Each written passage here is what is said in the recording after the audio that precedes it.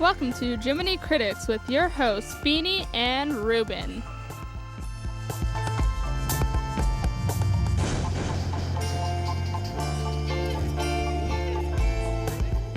Welcome, and thank you for tuning in. I'm Ruben Mercado. This is Jiminy Critics, and boy, do we have a great show lined up for you today. From blockbusters to flops to celebrity gossip, we have the inside scoop on today's film industry.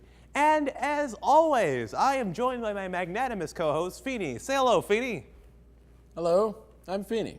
Ladies and gentlemen, you're all in for a great informative show tonight. So, Ruben, how you doing? Doing all right, Feeney. How are you doing? I'm doing all right. I'm doing all right. You know, Feeney's not my real first name. No, it's Ryan. Yep, that's correct. Don't ever repeat that ever again, I swear. Why'd you bring it up then? Well, I don't know. All right, whatever. To see if you knew. No, it's all right. No, I'm done with it. Testing you on our friendship. Ryan was your name. All right, I hate this guy. You know, horrible movies aren't all that bad. For if nothing else, it gives us, the film critics, the opportunity to completely destroy them with a review, even though we ourselves have never gone through the grueling process of making a film. As a matter of fact, if it was not for pieces of garbage, none of us would even have a job. So we here at Jiminy Critics take pleasure in all movies, good, bad, straight to DVD, for all of them keeping us employed by letting us tell you either how good they are or how much of a steaming pile of waste that no one in history of the multiverse should ever have to view with any of their senses. But enough about Vin Diesel's career. Let's talk about Identity Thief, a film that despite having funny people like Bateman and McCarthy, this flick was deemed with quite the lack of humor by many critics. What do you have to say about this, Feeney? Well, I really wanted to like this movie. I really did, because I was a huge fan of their last movie, Horrible Bosses and Bridesmaids. But this movie just fell flat. Honestly, I don't remember anything about it. My favorite part was the credits. Yeah, Jason Bateman's not that talented. Thank you, Feeney. Now from bad comedies to promising ones. Let's talk about The Hangover Part 3.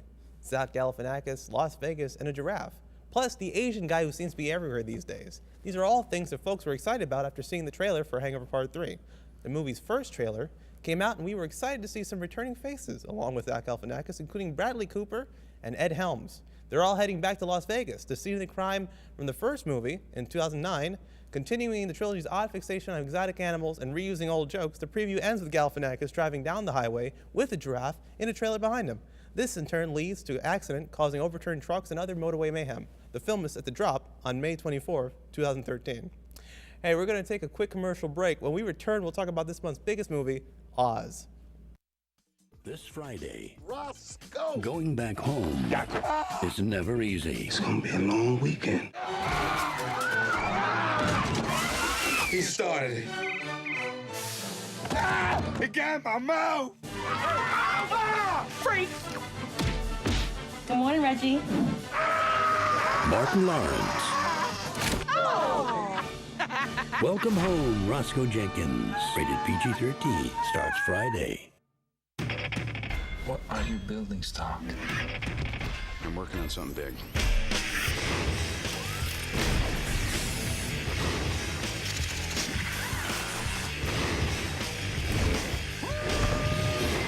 Yeah, I can fly. I just finally know what I have to do.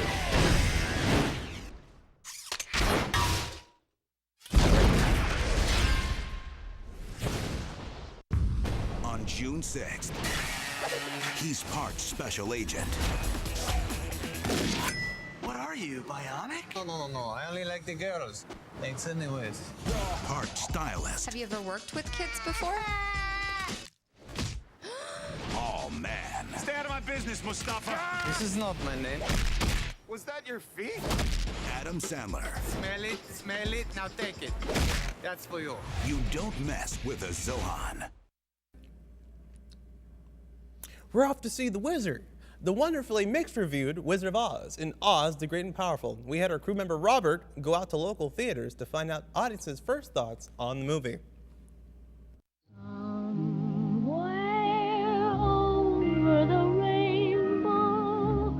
The Wizard of Oz is a wonderful tale of a girl from Kansas lost in a world full of magic, mystery, and adventure.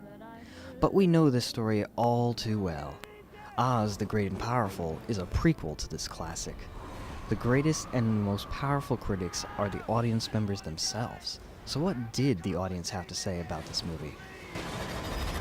To me, the movie was great. It was for sure a lot better than what I thought. I thought Oz was actually pretty good. I was pretty surprised. The story was relatively faithful to the original. I don't think it was trying to be true to the original. I just thought because it's supposed to be a prequel, it's not supposed to be the actual story, and it's based off the books. But I thought it was trying to stay true to being in the actual Wizard of Oz universe, and I thought that it executed that very well. The acting was great though, to be honest. James Franco is amazing in it. The acting was great. James Franco is amazing as Oz. I thought the acting actually was pretty good. For the most part, the CG was great and everything. At certain points, you can definitely tell that it was CG and everything, obviously. Actually, it was pretty believable. I mean, I'm not a huge fan of CG. Sometimes I think it could be overdone, but I don't feel like this movie really went that far with it, especially for a Disney movie. Most liked Oz. Some, however, didn't have the best thoughts. I thought it was amusing, but not amazing. It starts off good, then it's kind of bland for the whole movie, and then it has a kid-friendly climax. I went to see Oz because my friends forced me to. The great audience has spoken. You can check out Oz the Great and Powerful everywhere now.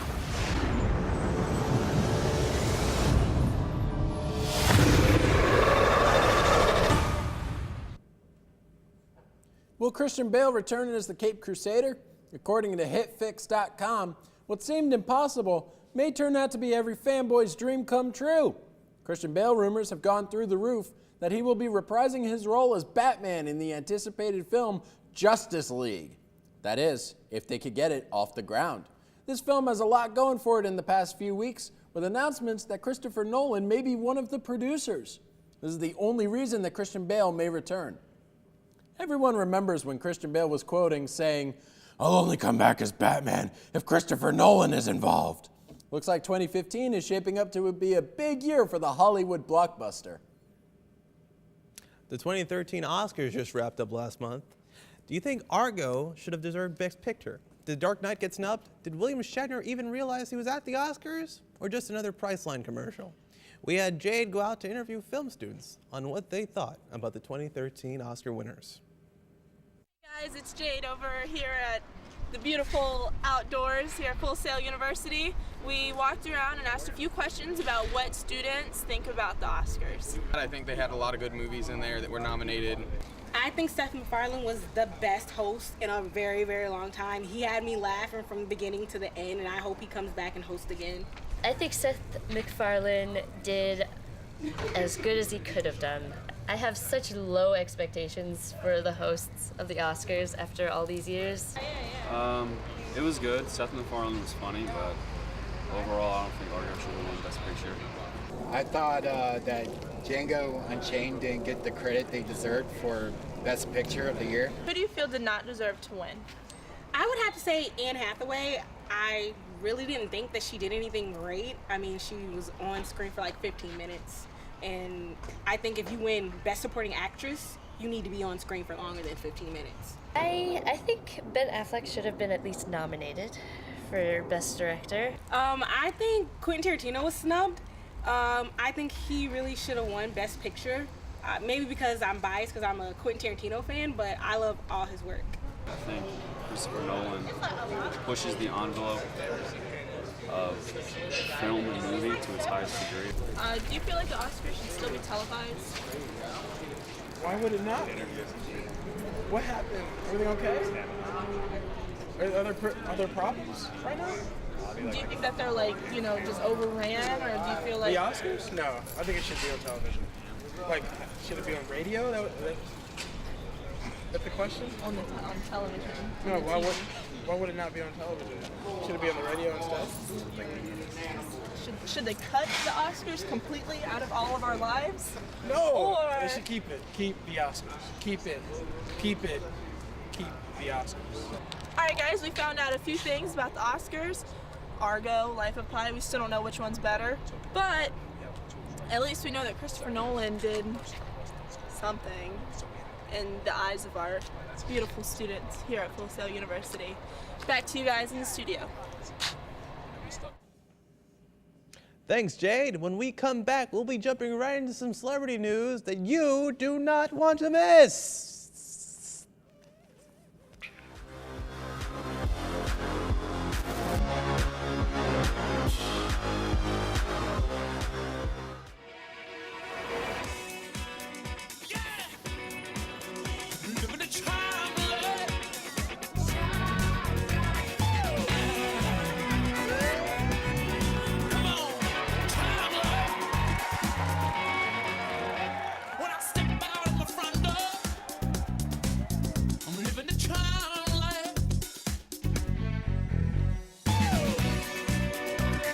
You know, I'm not trying to micromanage your finances, but I will tell you that my E-Trade savings account earns 8 times the national average. So, you know, I mean, it's funny. You know, I mean, the boys are talking about what to do with all this extra coin. I was like, I'm renting a clown, and I did. That Bobo here, and I really underestimated the creepiness. Earn 8 times the national average. 1,000 new accounts a day at E-Trade. Even if you don't drive 180 miles an hour like I do, it's still risky driving with an allergy medicine that could cause drowsiness. Be careful. Don't buy any allergy medicine until you read the label. Or do what I do and stay Claritin Clear with non-drowsy Claritin. So, let me get this straight. You've solved all our shipping problems with pigeons. Carrier pigeons, sir. Isn't this a little outdated? No. These babies are equipped with GPS and night vision. This little guy's headed off to Cleveland. Amazing. What about the big stuff? That's been taken care of. Wow.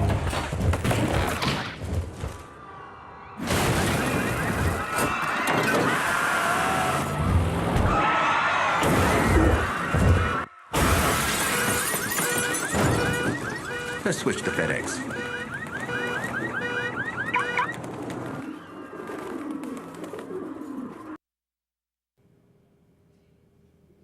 Actress Miley Cyrus is having trouble in paradise. The 20-year-old actress is having drama with fiancé Liam Hemsworth, also known as the brother no one cares about. He allegedly cheated on her with Mad Men actress January Jones. I'd hit it. Jones and Hemsworth were caught partying and canoodling at an after-Oscar party.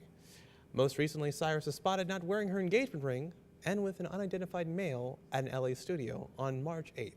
Will this saga end horribly or end up beautifully? Who knows? Who cares? And the most anticipated film of 2013 goes to Spring Breakers, which stars Selena Gomez, Ashley Benson, Vanessa Hudgens, and Rachel Corinne. Spring Breakers is about 4 college girls who land in jail after robbing a restaurant in order to fund their spring break vacation, and then find themselves bailed out by a drug and arms dealer who wants them to do some dirty work. Gomez and Hudgens are best known for their Disney work in the past. Will this make or break their career? Spring Breakers is released in theaters March 22nd, 2013. Oh, well, it seems to be time for our weekly segment, The Shot. Oh, lock it down, Feeney! All right, guys, this is the part where I get really angry, so buckle up. We couldn't get Charlie Sheen or Lohan or Lindsay Lohan in the studio due to their various court dates and appearances, but we have the next best thing. It's time for our weekly segment, The Shot, starring our sexiest pervert in the movie industry, comedian Andy Dick. Dick was arrested several times for sexual harassment in the last 5 years. What a... Taking it back to 1971, our next celebrity was thrown in the slammer for grand larceny. The charges didn't stick, but the celebrity mugshot for our next celebrity is Larry King. Larry King, no. Our next celebrity hoodlum is the Iron Man himself. Charged for 3 different charges on drug offenses, Robert Downey Jr. takes the next seat on our segment. Pretty sure destroying New York had something to do with that too. Our shortest tempered celebrity on our list is Gary Coleman. He was arrested in 2010 for domestic violence charges. The violence almost costed him his marriage. Seems like this time, Coleman got the short end of the stick. Too soon? Ruben, was that too soon? No, just a bad joke. We asked our fellow anchor Courtney to grab 2 people for audience participation in our daily Moron movie trivia. Thanks. I have two of our audience members here with me, and they're ready to compete for some prizes and a shot at movie trivia glory. Let's introduce them. What's your name and where are you from? I'm Jaquan. I'm from Georgia. How you doing, shorty? And what's your name and where are you from? Hey, my name is Morgan, and I'm from Puerto Rico. Thanks, guys, for coming to the show. Here's how the game works. I'll ask you guys 3 questions. Whichever one raises their hand, answers the question correctly, wins this brand new iPhone. Okay, you guys ready? Yeah. Okay, let's start with the first question. In The Wizard of Oz, Buddy Ebsen, the original Tin Man, had to abandon the part after being hospitalized. What was the reason he was forced to do so? Jaquan. He had an allergic reaction to the aluminum in his makeup. Correct. Good job. Good job. Morgan, you got to catch up. Second question. Okay. In the film Alien, Ridley Scott found a practical solution to lighting the aliens' egg chambers by borrowing blue laser lighting from the studio stage next door from the Alien studio. What famous band was rehearsing their stage show in the soundstage next door that gave Scott this opportunity? Morgan. The Who. The Who? Yes. Correct. Morgan, good job. Score 1-1. Next question. For the first 4 days of production of The Dark Knight, Christopher Nolan put cast and crew under a movie boot camp, compromising 8 films whose tone he wanted to emulate. Which of these films was not on that list? A, King Kong, B, Citizen Kane, C, A Clockwork Orange, or D, Batman 1987? Morgan. King Kong. I'm sorry, it's incorrect. Jaquan, do you have an answer for us? A Clockwork Orange. Ooh, I'm sorry, that's incorrect. But if you guys got it wrong, so we're gonna move on to the next question. Last question. Whoever get this one right wins. During a set visit of the film Jaws, who put their head in Bruce the shark's mouth and Steven Spielberg closed the jaws? The prank backfired when the prop malfunctioned and the visitor got stuck. Who was this unfortunate victim? Jaquan. It was George Lucas. George Lucas is correct. Congratulations, Jaquan. You're the winner of this iPhone. And you're the Moron Movie Trivia expert. Congratulations. What do you have to say? I just have to say one thing. Can I get your number? I just want to say that I'm really happy you won. You deserved. Can I just see the prize? I just want to look. What the? Wow, this is so nice. Really pretty. Thank you so much. Have a great time. Okay, back to you guys in the studio. Thank you, Courtney. Hopefully he recovers the iPhone 4 before it becomes obsolete in another 3 weeks. We will find out right after this commercial break just how gangster Paramount Pictures can get. Just relax. The operation will be over before you know it. Anesthesia on. Okay, scalpel. I need validation. Ow. I can feel that. Can you feel this? Oh, anesthesia on. Not everything responds to your voice like Sync. Introducing Sync. Play artist, the Flaming Lips. Voice activate your MP3 player, Bluetooth phone, Call lawyer. Harrison Baxter. and more. Sync, powered by Microsoft. Exclusively on new Ford, Lincoln, and Mercury vehicles.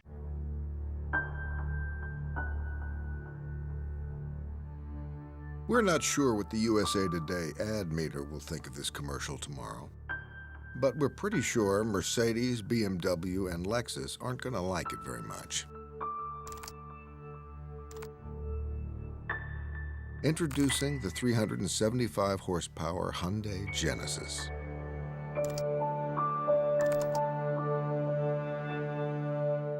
Enjoy the show.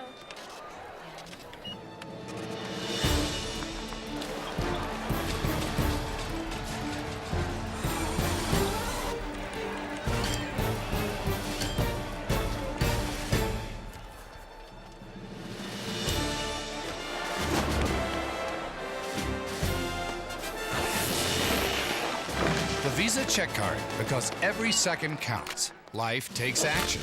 Life takes Visa. It looks as if the next epic gangster film in development from Paramount Pictures will be The Irishman, which is an adaptation of the Charles Brandt book, I Heard You Paint Houses. The movie is about the life of mob hitman Frank the Irishman Sheeran, who allegedly murdered union organizer Jimmy Hoffa. Sheeran has also been linked to more than 25 mob executions and has allegedly been rumored to have been involved with the assassination of former President John F. Kennedy Jr.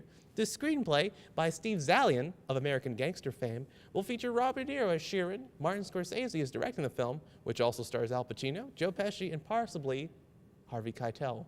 Only time will Keitel if the film will live up to its expectations. With three of the gangster film genre's biggest actors and its biggest director, this film looks as if it will be another gangster film masterpiece. Can't believe you said that. A new sequel is in production that fans are excited to see. It's the graphic mayhem Kick-Ass 2. Back for a second outing, we have Kick-Ass, played by Aaron Taylor Johnson, Hit Girl, played by Chloe Grace Moretz, and a new team member, Jim Kerry, who will come head-to-head with the villain, Red Mist, played by Christopher Mintz-Plasse. Kick-Ass 2 is out in the UK on July 19th, 2013, before making its debut in the US on August 16th, 2013. Brits have all the fun before us. We're going to take a quick commercial break. When we return, we'll find out why Regal is the new Hollywood. I wanna be loved by you, just you, nobody else but you. Whenever, wherever, we're meant to be together, and I feel like I just got home, and I feel like I just got home,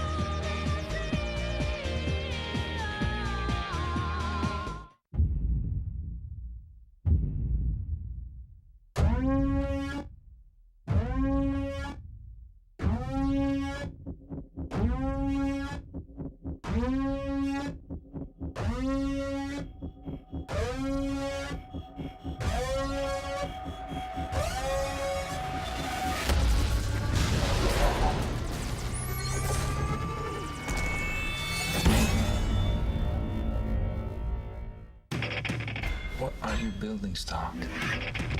I'm working on something big.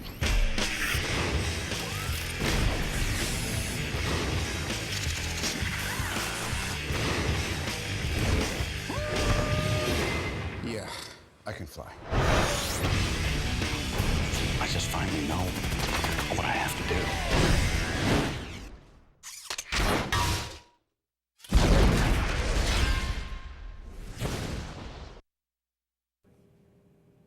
Regal Entertainment Group said Tuesday that it reached a deal to buy Hollywood theaters for about $191 million in cash. The cash payment, which includes paying off approximately $157 million in Hollywood theaters' debt, the Knoxville, Tennessee-based theater chain owner said the deal includes 43 theaters with 513 screens, 16 states, and 3 U.S. territories. Regal said it expects the acquisition to boost its cash flows and profits. It's expected to close in the second quarter of 2013.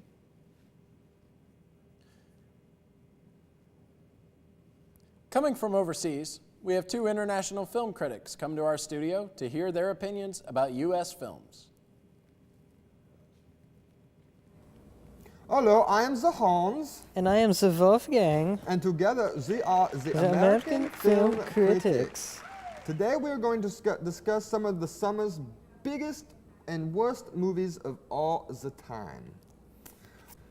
Megaforce, directed by director Hal Needham and starring Barry Bostwick. A lot of money went into Megaforce, estimated $20 million actually, the Wolfgang. 20 million? 20's a million. That's too much. And the plot about a military squad on a violent mission to save a town from evil rulers lends itself, well, to chest-bumping spectacles and thrilling set pieces, the Wolfgang. Absolutely. Which all make director Hal Needham's total ineptitude all the more appalling. Absolutely. Hardly any of that 20 million is visible on the screen either. The film's special effects are so cheaply rendered that little boys reenacting battles with their G.I. Joes could do a better job, Wolfgang. I agree. I mean, I've had better fun with the Barbies. Oh, don't even get me started on the Barbies. Oh. Speaking of the Barbies, We have another movie called Sheena, directed by John Gurman and starring Tanya Roberts. Tanya Roberts. Ooh. Forget that Sheena is based on a then popular comic about an orphan turned into a warrior chick. Like Xena Warrior? Xena Warrior, yeah. So is it Sheena Warrior? Are they the same person, the Wolfgang? I can't tell. I don't know, but they're both very pretty. After checking out Sheena at your own peril, might I add. And possible demise. Possible. Just try having a daydream in which Roberts doesn't unbecomingly sweepwalk her way into your bed. Oh, I'm sorry, the Wolfgang. I was having a dream about Tanya Roberts. Oh. Movie is Xanadu, directed by the Robert Greenwald and stars my personal favorite actress, Olivia Newton-John. By their inherent nature, big-budgeted musicals are usually meant to be gaudy and a bit lavish. So no one can fault Robert Greenwald's Xanadu for looking like it cost a fortune. It's just too bad that nobody involved knew what the hell they were doing, the Wolfgang. No, nobody did. This movie is set mostly inside a fancy nightclub. Xanadu's grandiose musical numbers bounce around from old school swing to the rock and the roll and to even the country for no really good reasons, the Wolfgang. Where's dubstep? There is no dubstep in this movie. I don't get it. It's the works of filmmakers aching to hit the widest range of the viewers possible, and the stretch marks caused by such reaching are simply nauseating, the Wolfgang. I absolutely agree. I felt sick to my stomach. Very sick, very sick. Well, that is all for the today. On the American Film Critics, I am the Holmes. And I am the Wolfgang. Thank you for the watching. Brace yourselves, nerds. Game of Thrones is coming. At long last, we'll finally be able to get many answers to our many questions. Does Jaime Lannister somehow escape from Brienne? Will Tyrion ever climb his way back up and restore his reputation? And where are the White Walkers heading for, north of the Wall? These questions and more will be answered when you watch Game of Thrones this Sunday, March 31st. You watch Game of Thrones? I do not watch Game of Thrones. You don't? What shows do you watch? I watch a lot of YouTube videos. You watch a lot of YouTube videos, so you don't watch TV? No, I don't watch TV. You don't have cable? No, I'm not even going to be able to see myself on this. This is pretty bad for me. Well, hopefully we'll be back for this. Well, why would you want to see yourself? You just did it. Well, I mean, You're there I like firsthand. to exist in the moment, but I also like to review the moment because I kind of find myself attractive. I don't like to watch myself. It gets weird. No, I do. Well, I wouldn't watch myself if I looked like you, but if I look like me, I would definitely all the time. It gets weird. So I'm gonna have to videotape this for later, and if we don't make it for a second season or anything like that, I'll just keep on watching this episode. Second season. We're only on the first episode. I look ahead, dude. That's not good for you. You shouldn't look ahead. You just said that you like to live in the moment. I do like and now you're looking ahead? I exist in all times. You exist in all times. That's right. Okay. That's not right. Well, who cares what you think?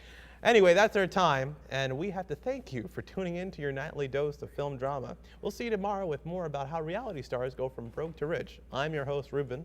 My mom thinks I'm cool. And I'm your host, Feeney. Thanks for watching. Have a great night. Mother will never think you're as cool as me. Thank you for tuning in to Jiminy Critics with your hosts, Feeney and Ruben.